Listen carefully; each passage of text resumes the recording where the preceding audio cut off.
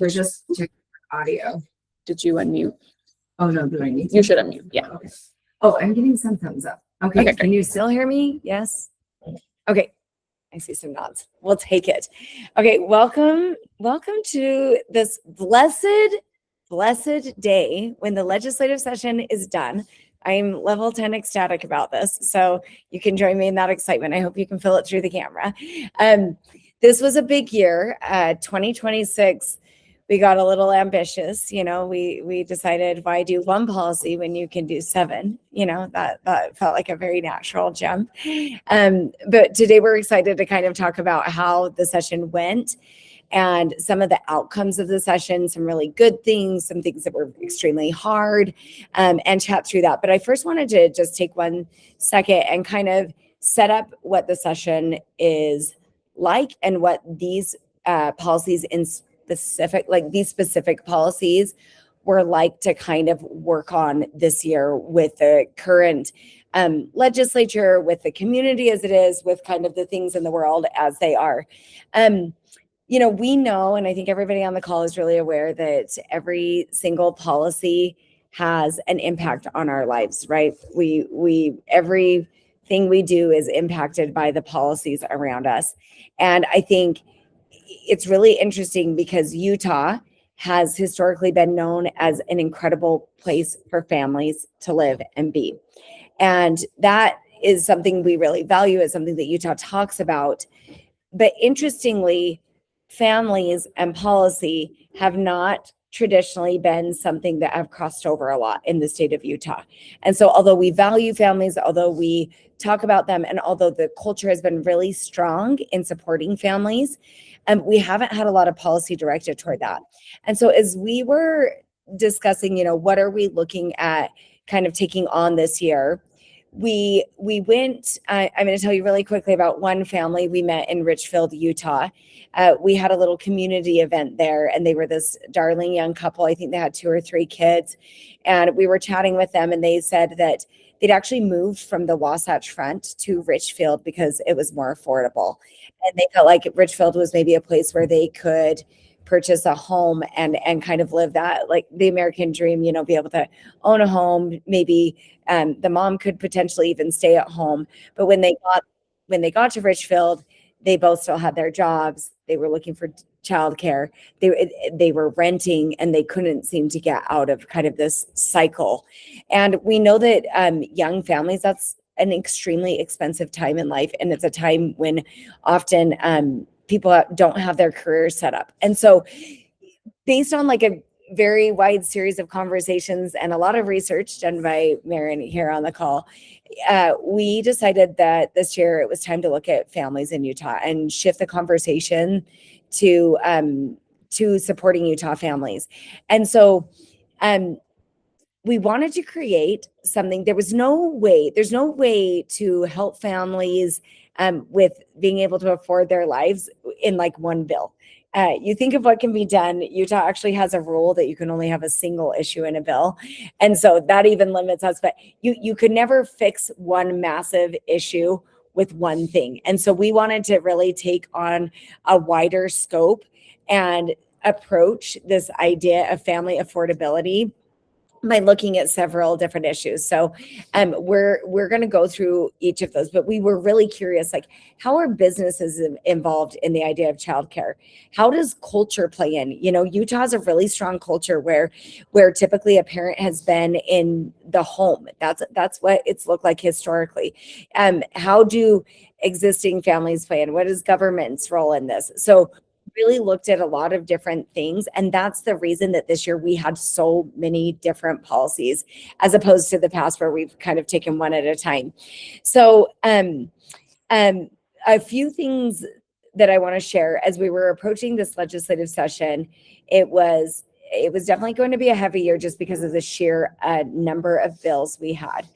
Another complicating factor this year was funding for the state of Utah. So just with some changes, there were some changes on the federal level that basically impacted how much money Utah received from the federal government. And based on some of those changes, and Utah is not a place where we want high taxes. We want to maintain really low taxes. So there was a kind of a big shortage in funding this year. And we were looking at asking for a lot of money to support our families. And so that was another challenge that we had. And then we have, actually just going and working with the legislature. I'm going to paint a quick picture of me going into the Capitol building in the morning. And, you've got basically 7 bills, 7 one-pagers. So you've got like, okay, this is about this bill. This is about this bill. That was we had about 12 sponsors for our bills. So 12 different legislators that we're working specifically with on different pieces of legislation. And then there are 104 legislators, and you need the majority of those people to vote yes on each of those separate issues. And so when you think of what 45 days looks like with all of those different people and factors, that's not even talking about our community or stakeholders or people like that. It is a very hectic time up on Capitol Hill. And so most of our days were spent early in the morning till late at night meeting with legislators.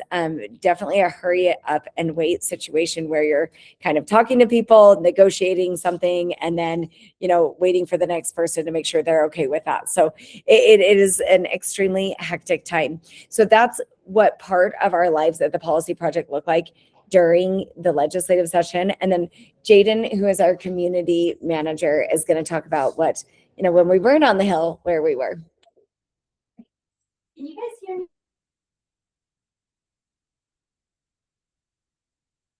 Yeah, we can hear you.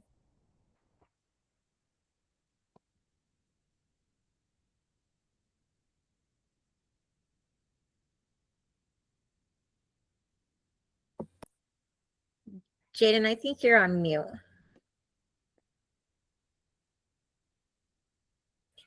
Okay, can you guys hear me now? Great. Okay, I am so sorry.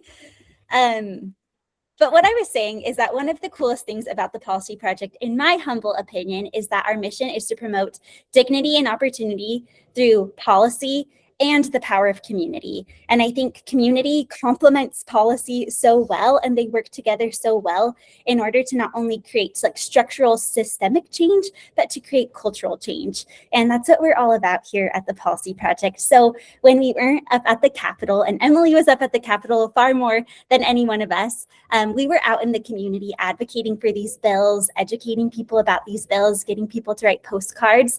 So I just wanted to give you a little snapshot about what these last 45 days of community engagement have looked like for us as well. So each legislative session, we do something called our statewide tour.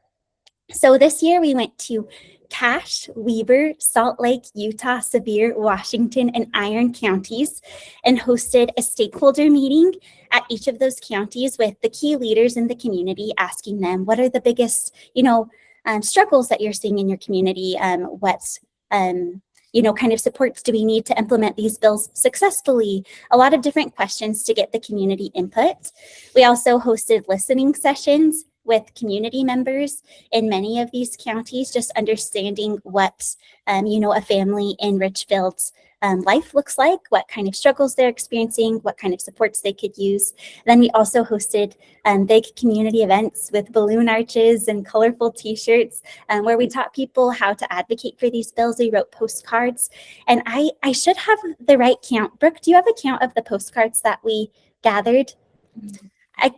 I could probably get an estimate that it was over 1,000, if not more. We gathered so many postcards from community members across the state, and then we hand delivered those to our legislators. And then every time a bill had a vote, whether that was in a committee or on the floor, we were reaching out to specific legislators, community members to be able to do targeted outreach and targeted advocacy. So while everything was happening up, with Emily and others advocating for these bills, we were really trying to bring the community along as well. So it makes for a really hectic 45 days, but I think a really, really impactful passage of these bills and a really cool way to bring in, not just legislators, but like the grassroots involvement around these advocacy efforts. So a little bit of both. Anything else anyone would add about our community engagement efforts during the legislative session before we jump into our bills? Okay.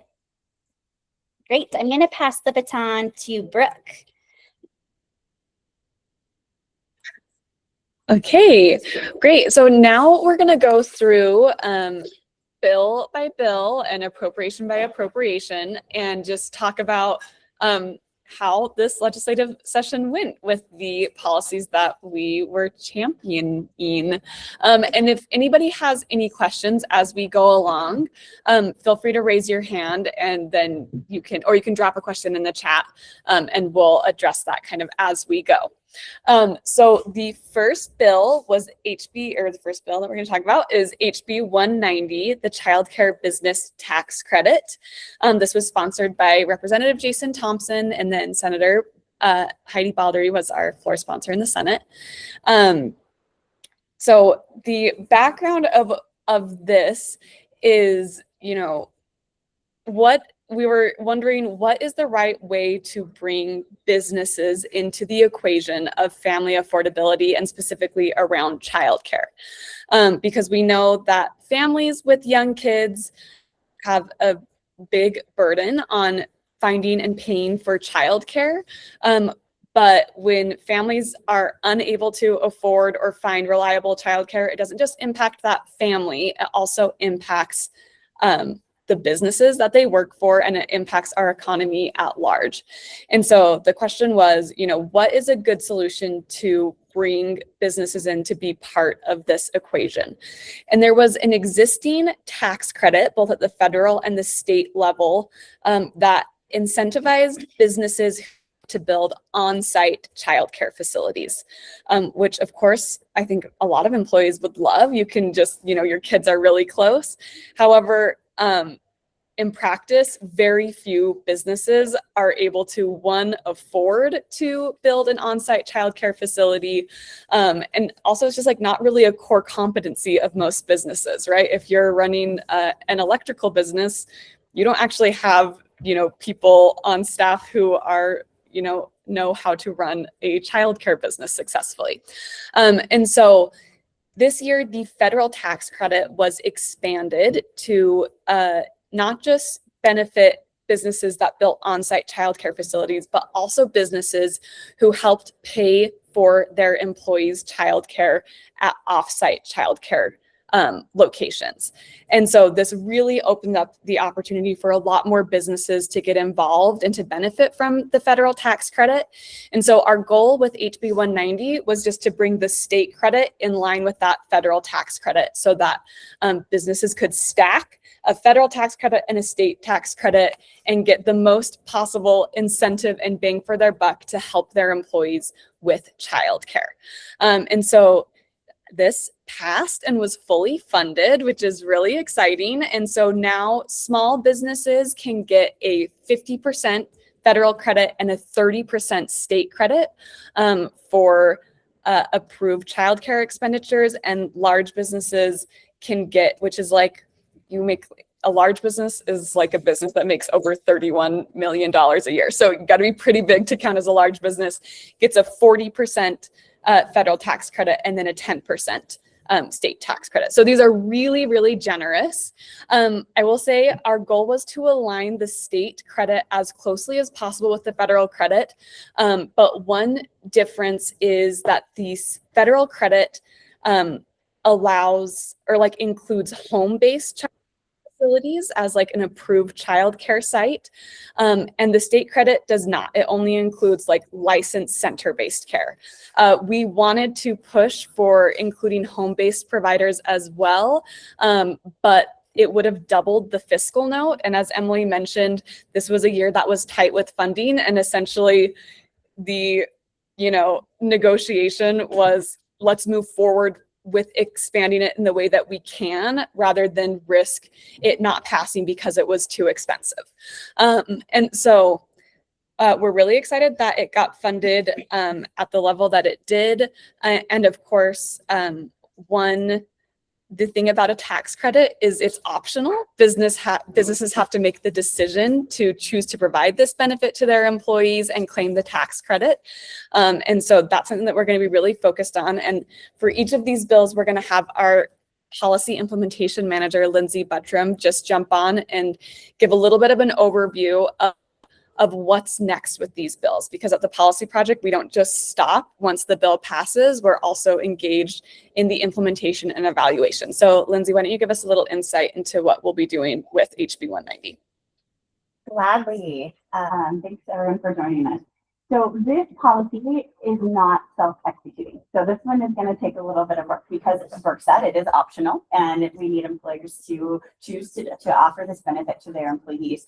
So one of our first tasks is going to be helping employers understand how to utilize the credit through simple communication and outreach, and creating some tools for them to give them clear examples.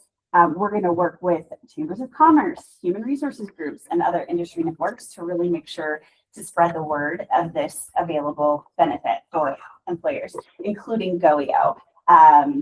And then we will also, I'm really excited about this. We're going to launch a pilot cohort of early adopters. So employers who want to do this and engage to test participation, we can help provide some hands-on support to them and create some real-world examples that make it much easier for other businesses to follow. So sort of, have the early adopter cases to be able to show this is impactful, and if we can follow them along and show some of those long-term impacts for employees, it hopefully will encourage us to also offer this benefit.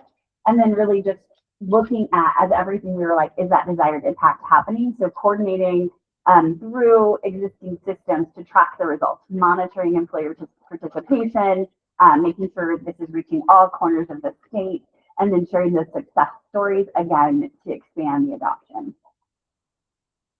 Thank you, Lindsay. Does anyone have any questions about HB 190 or where it landed?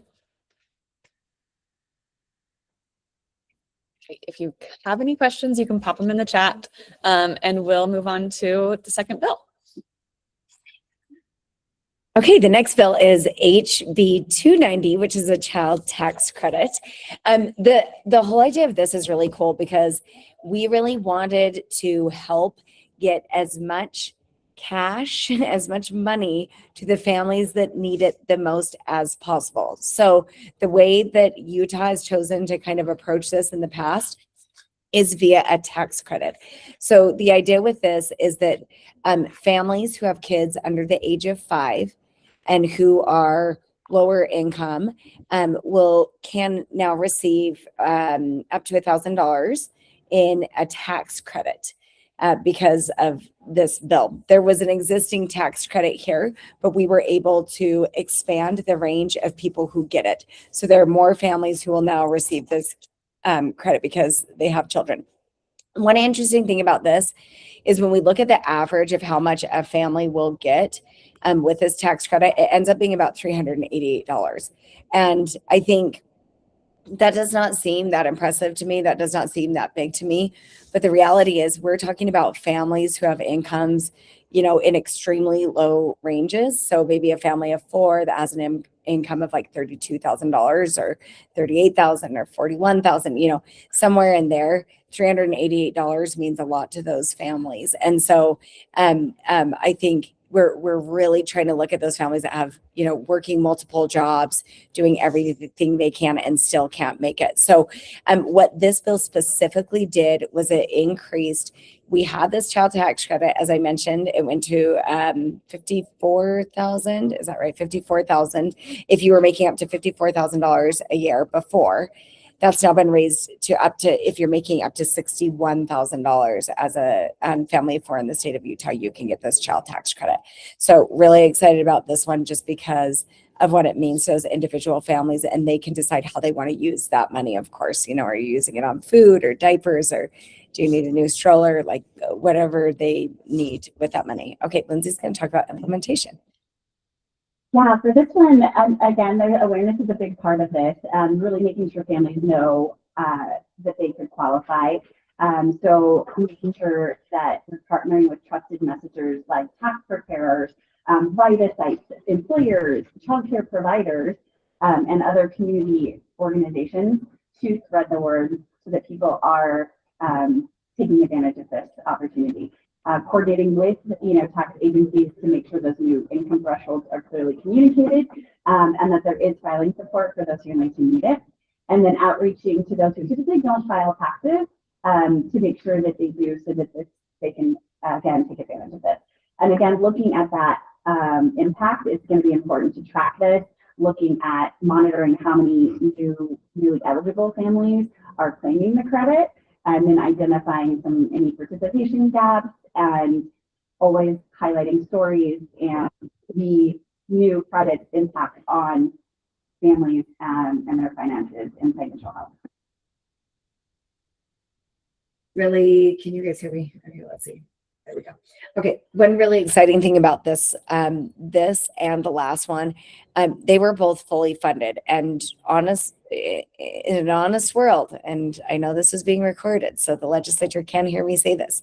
We actually had this initially at about 5.5 million.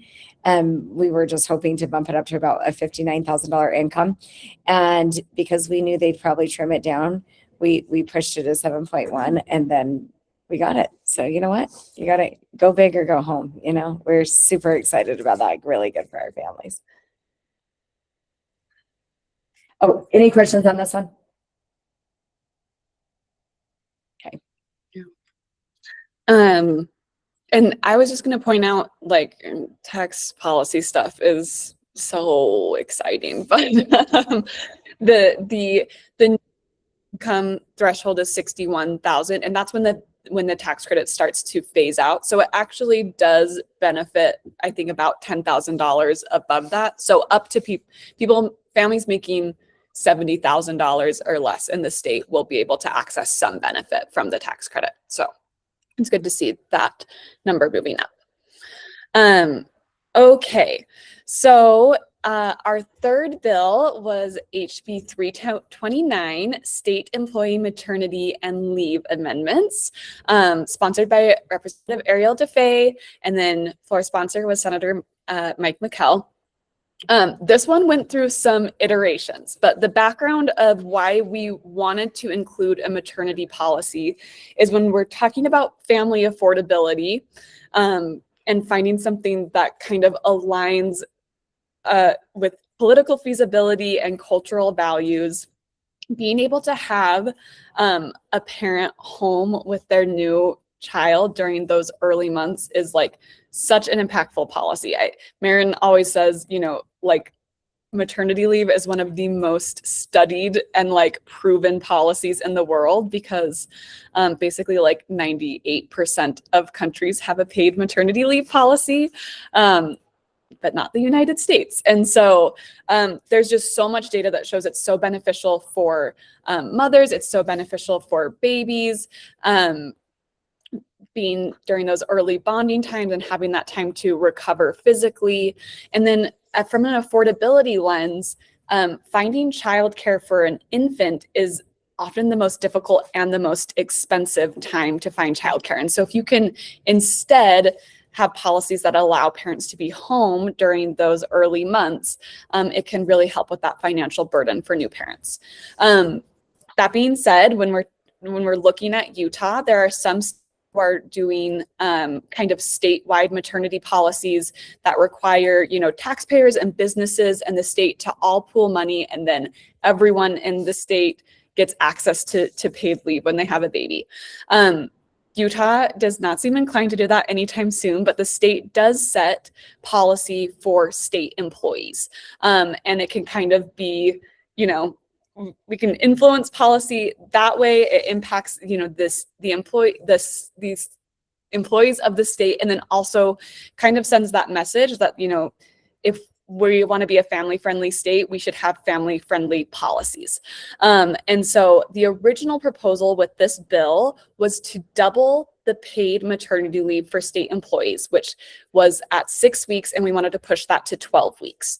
There were also provisions that extended the leave for adoptive parents and foster care parents. And originally, we also wanted to include teachers. Teachers are technically employees of local education agencies, not the state, but they are kind of tied in existing code. Their maternity leave policies are kind of tied to state employee policies. And so originally we wanted to get that 12 weeks of maternity for not only state employees, but also our teachers and educators.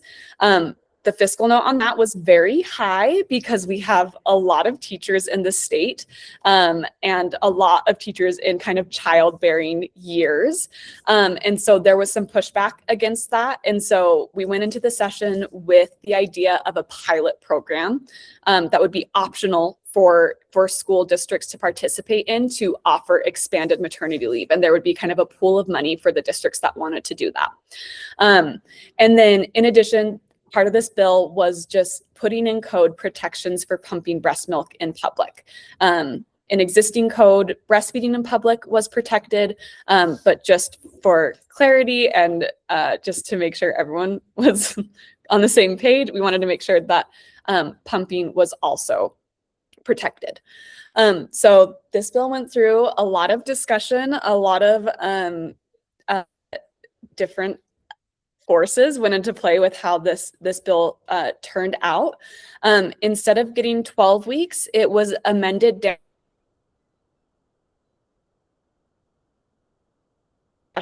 on the floor and among legislators about how this would impact productivity, if there was longer leaves and kind of the impact that would have on state programs.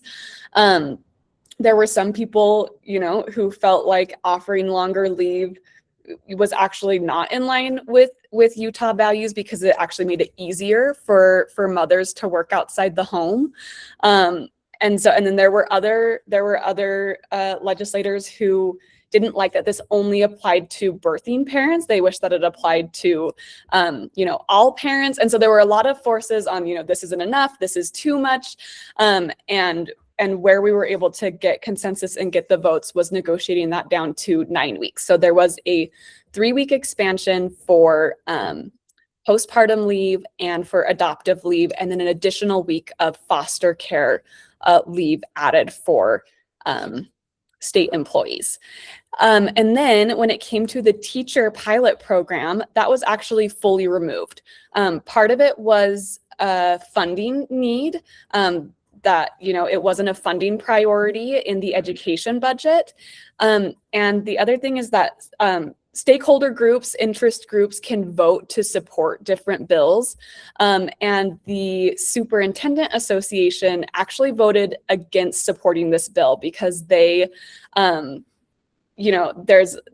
a lot of hesitation about just the hurdles that exist when a teacher goes on maternity leave, and being able to find a substitute to cover. And so they actually didn't want maternity leave expanded for school employees. And so because of the funding and because of, some concerns from stakeholders, that was removed from the bill entirely. And so state employees now get 9 weeks, and teachers and school employees are still at 6 weeks of total postpartum leave. So, and then the protections for pumping breast milk did pass. So this bill didn't have a fiscal note after we removed that teacher pilot program, and we're excited to see that momentum moving forward. It wasn't quite as big of a step as we hoped for moving into the session, but I think it was still a real win, and we had some state employees come and talk to the fact that, any movement is helpful and that this is seen as a big win. And we like to see, Utah's policies kind of moving in line with being that family-friendly state. And so that's where we're at with state employee maternity leave. Lindsay, you have anything you want to add to this one? Yeah, this one is, these are existing programs. And so there really isn't a lot. It's just the, expansion of existing programs. But I think we will, work to make sure that employers and employees understand the new benefits and protections, developing some communication materials, helping make sure citizens know their rights, in particular when it comes to pumping protections, and just ensuring that the agencies are rolling this out so that leave policies are consistent throughout the state. But really, this is also about monitoring that use, awareness, tracking utilization, and looking at maybe employee retention at the state level to see if there's some impacts from this expansion on employee retention. And always, sharing stories as we learn about them. And then I think any questions on that one? Okay, we can move on to our next one, and I'm gonna talk about this one a little bit. So HB 59, school device revisions. This one is really just a continuation of our work from last year in setting the standard at the state level for device policies in school. This was really a natural next step. There was a lot of interest from the governor's office, from many legislators, that this could have been, I'm getting comments about my voice. Sorry if you are having trouble understanding me. Am I still clear and audible? If I can get a thumbs up or thumbs down, that would be helpful. Nothing. Okay. I don't know what that means. Thumbs down. Okay. What are you? Try now. I'll use Aaron's audio. Yeah, that's better. So much better. Great. I just had a damage to my computer, so maybe that's what's going on. Thank you for letting me know. So anyway, I was saying this is just a natural next step. There was interest not only from leadership at the legislative and state level, but from schools. We're seeing schools are already moving many toward a more restrictive phone use policy or device use policies. That bell-to-bell or full-day focus policies were becoming much more common in our Utah schools. This is also happening nationwide. So really, this was just bringing it into alignment with what we're seeing happening throughout the state in schools. We also hear from our work with schools and with the State Board of Education that educators feel like this works better in practice, that having a full day where students are not having access to their phones actually makes it much easier to implement and to enforce, because there aren't, kids aren't back and forth with when they can and can't use their phones. It's just a simple, you don't need them, without certain exceptions. And so really it just codifies what schools are already discovering is working best for students and teachers. We also, through the work here, we're learning that clarity reduces a lot of conflict, and that clear expectations reduce the daily friction between students and teachers. When it's left up to like a teacher to enforce in a classroom only, and that varies by classroom, it's really difficult. And so having an entire school and district and even our state moving toward the same direction really makes a difference. And we're already seeing lots of positive outcomes from policies like this. And we know that when those distractions decrease, that learning and relationships can increase. So that's kind of what this was about. So the bill really is just saying the default policy, if a school doesn't choose another one or an LEA doesn't create a different policy, that it is restrictive full day till the start of school to the end of school.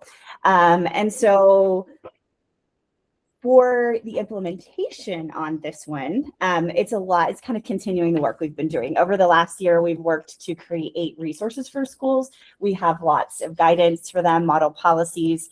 And so we'll just be promoting the bell-to-bell policy and working with schools on some implementation best practices and other things that we've learned from schools and districts and other states who've adopted this in the past. And so our work is going to be centered kind of again around what we've already been doing, working locally, and then continuing to monitor this and look at some impact that we're seeing now that some schools in Utah have been doing this for now. This is the second school year. And so over the next year, we'll be able to start to track, are there changes we're seeing in students' performance, in their engagement, or their academic outcomes that we're seeing in schools. And so that's something we'll be looking at over the next year. Amazing. Any questions on that one? Okay, on to SB 214. This one, we're almost done, by the way. It feels like such a list when we're going through like one after the next. Can you hear me? Okay. Okay. Oh, good. Okay. Okay, so we are excited. Well, no, I'm not excited to talk about this one. This one like broke my freaking heart. It was so sad. So this is such a cool idea because it was trying to solve for supply for childcare at the same time as kind of honoring Utah's culture of like, hey, we want many times a parent wants to be in the home. And so how can you combine that? Because in the past, a lot of ways that people have thought about childcare, how are we caring for children is like, let's just build a big old building. We'll throw them all in there. You know, that's not actually totally true, but kind of. But we really wanted to say, like, is there a different way to be thinking about childcare? Is there a way to allow more parents to be in the home and maybe have an income? And so the idea with this bill was to create a grant system that allowed for stay-at-home moms or dads. Like, I'm at home with my kids. I'm going to take 3 of my neighbors' kids, and I'm going to watch my own kids and watch their kids, and then have like start a little mini business. And a couple of the things we loved about this was this worked for rural Utah. One of the hard things when you're looking at finding solutions for big issues in a state like Utah is we've got the Wasatch Front, you know, and we've got Logan, we have Washington County, but we're mostly rural. Like if you look at a map of Utah, we got a lot of blank spaces there. And you know how it will never, those families need income as well, and it will never work to have like a large childcare facility there. So obviously you can tell I'm feeling a lot of bragginess about what a cool idea this is, because it really was. And the team did such a good job developing this. So it would create these grants. So a mom or dad could create a small business, give them about $5,000. So if their fence wasn't high enough, if they needed to buy a crib or a car seat or a stroller, or, you know, do certain things to make their home prepared to be a place of a childcare space, they could do that. So it really solved multiple issues at low cost. I know 2.5 million is not low for anybody on this call, but for the state of Utah, it was just one time doing this with this idea that it would create like thousands of different little childcare facilities across the state. A couple things that we had to negotiate with on this bill is, one, the current law says that if you have an at-home childcare facility, if I'm a mom and I have a childcare facility, I can have up to 8 kids in my home. I can babysit up to 8 kids or watch up to 8 kids. There was a lot of back and forth on that. Some people wanted that number to go up to 25 kids in a home. Some people wanted it to go to 15. We were really, really interested in it staying safe. And just from being a mother myself personally, but also from visiting a lot of at-home childcare facilities, it was very obvious that that number at 8 was probably plenty. But if, you know, we had to kind of negotiate and get to this number of 10. So the bill changed that people could watch up to 10 kids in their home. The other thing that we negotiated on was we felt that it was very important to have a background check if you're watching kids. And so this is the same background check as you get when you're volunteering at an elementary school. If you're reading to the kids, you have to get a background check.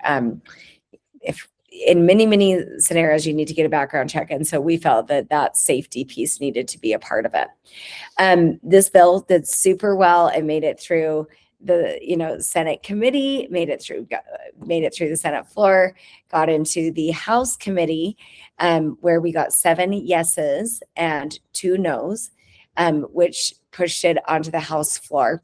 And somewhere between the committee and the floor, there were some discussions that we were in where a few legislators felt surprised that that we felt pretty insistent about having a background check. We are always, all of us, including legislators, including the policy project, anybody who's working on this stuff, balancing the line of like how much intervention or how much regulation is necessary versus like how much do we want to kind of encourage a marketplace to grow. But when we're dealing with kids, for us, that wasn't really a question. It felt very needed and important to have that. So we had one of the interesting things is that idea of kind of regulation and background checks was what held this bill. That's why this bill did not pass the session and was not funded. And it was because of this kind of hesitation from a few people about a background check on this. One other kind of interesting thing to note is when we were in committee hearings, you can make public comment. Many of you have done that before.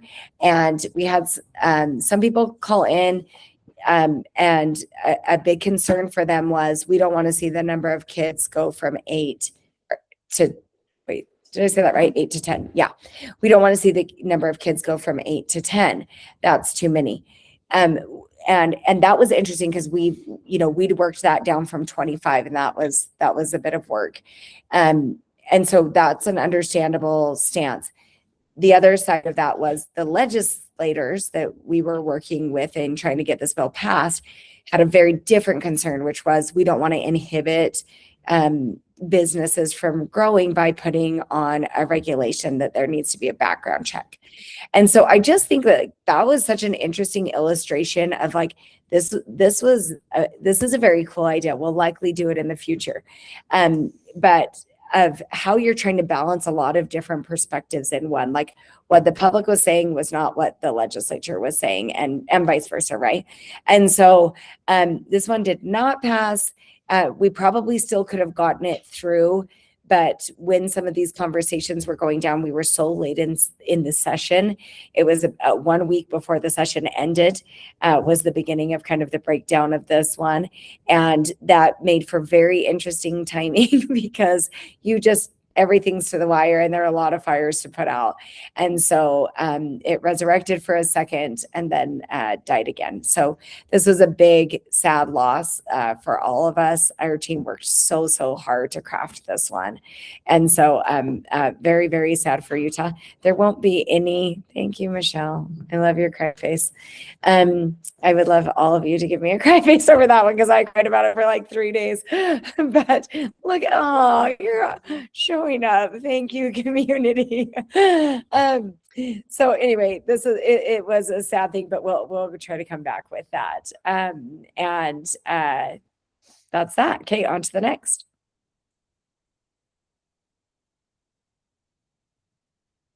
Okay, now we're just gonna hit on the two requests for appropriation that we were working on this session. And so if there is a request for appropriation, is what it sounds like. It's an ask for just funding. And so there were no like code changes associated with this. It was just an ask to direct state funding towards these causes. And so the first one we worked on with Representative Tyler Clancy is just a follow-up to the work we did last year to expand access to no-cost meal for students.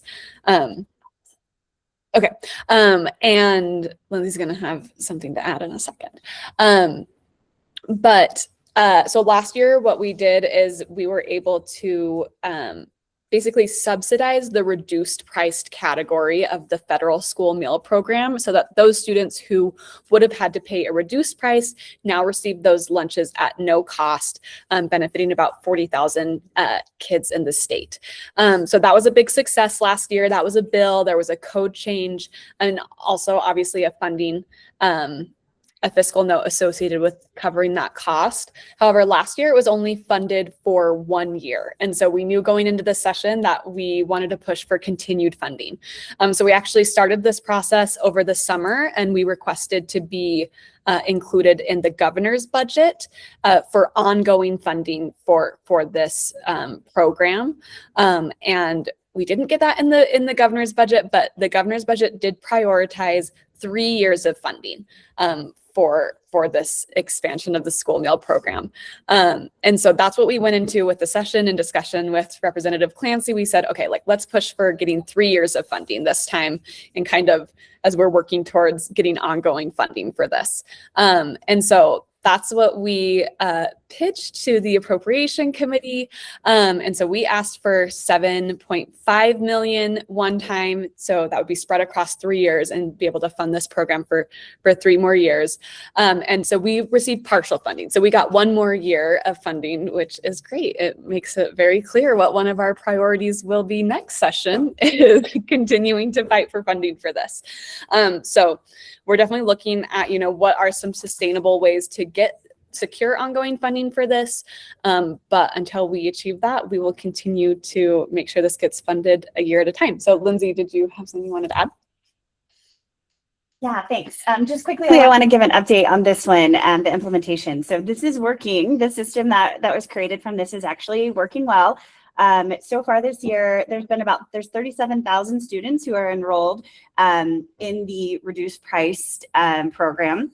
And so they will be benefited from this funding. And then it's projected that this program will serve about 4.5 million lunches this year. So that is really impactful. And already the schools have been reimbursed this year for over 1 million of those lunches. And so the reimbursement process is ongoing throughout the year, but the goal will end up getting to that 4.5 million likely. And we're just chugging along, continuing to monitor it, and excited to have this funding to continue this program impacting these tens of thousands of students throughout the state. Okay, and now our last piece of legislation. Okay.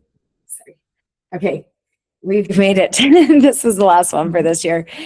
This was a cool RFA, request for appropriation, that just would help with, as Lindsay was talking about, with especially those tax bills in the beginning, and kind of having awareness about them is one of the biggest implementation hurdles.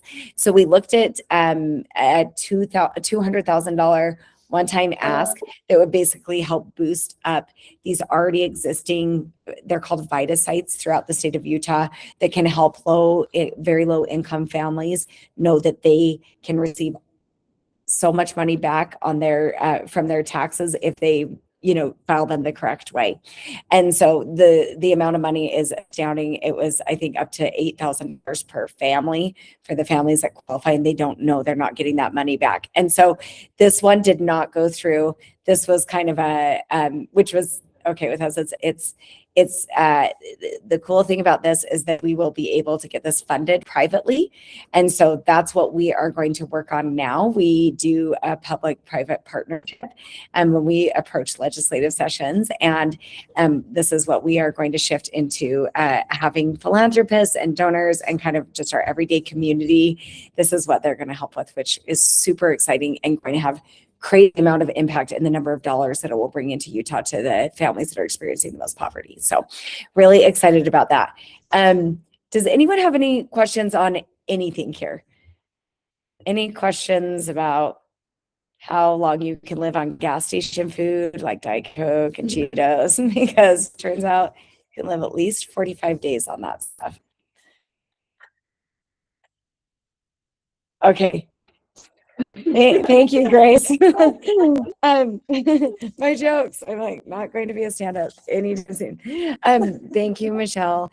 We are so grateful for the support of the community. Of course, always reach out. We are so grateful for all of your voices. I just want to zoom out for one last quick second before we let everybody go, and just say one of our core values is brick by brick. And it's just this idea that we're never going to do it all, but we're also never going to stop building. And I think that is, I feel very humbled by that every year at the end of the session. I also feel humbled as much by our losses as by our wins. It is just a gift to be able to do this kind of work. And to know that this is not just shifting things for today, this is shifting things for beyond all of our lifetimes.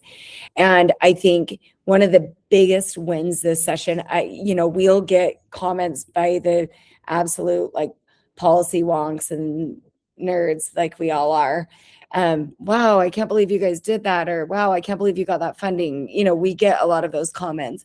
But I think that a lot of us on this call understand that like the bigger win with this is that families, you know, families, we were relying very heavily on culture to carry the weight of the family.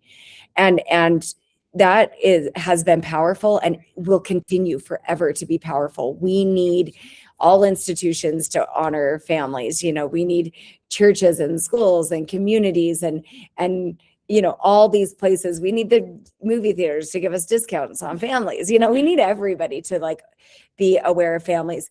But at the end of the day, our families are really, really, really struggling, especially our young families, especially families that maybe have had fewer opportunities than I've had or than we've had on this call. And so I think the idea of, you know, helping direct the conversation to families and saying, you know, this does not solve itself, just like any other issue. If we want change, we have to put resources into that. Resources meaning time, meaning attention, and meaning money. Like those things have to be directed toward our families. And I will say that that was a huge success this legislative session.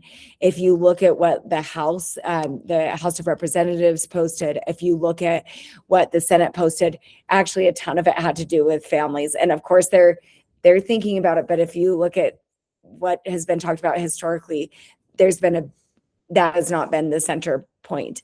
And so we're very, very grateful. We know it's because of everybody throughout the state of Utah and all of y'all leaning into this, that families have become central to the conversation here.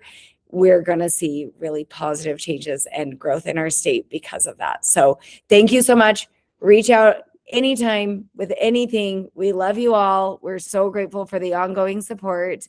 It's just simply the best to be able to work on this with all of you. Have a fabulous day.